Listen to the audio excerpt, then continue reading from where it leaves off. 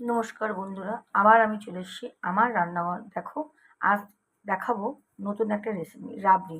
আমি চাল ধুয়ে শুকনো করে রেখেছি, এটা আমি গুঁড়ো করে নেবো। আর কড়াতে দুধ বসিয়ে দিয়েছি। তো চালটা শুকনো হয়ে গেছে, তো এবার মিক্সিতে পেস্ট করে নেবো। তুলে রাখলাম।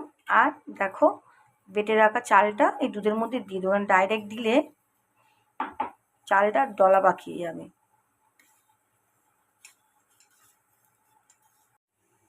দুধে দিয়ে দেবো এলাচ গুঁড়ো,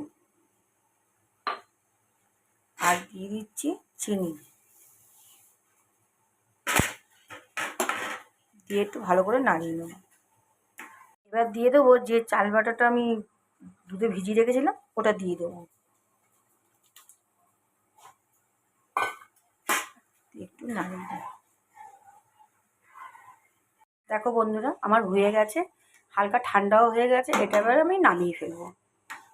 নামিয়ে দিলাম, দিয়ে এবার একটু কেশর দিয়ে দেবো এর উপর থেকে।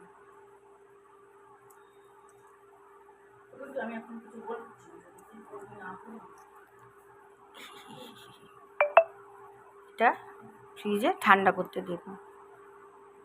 কালকে বিকেলে আমি ফ্রিজে রেখেছিলাম, ফ্রিজ থেকে বের করেছি, কি সুন্দর জমে গেছে।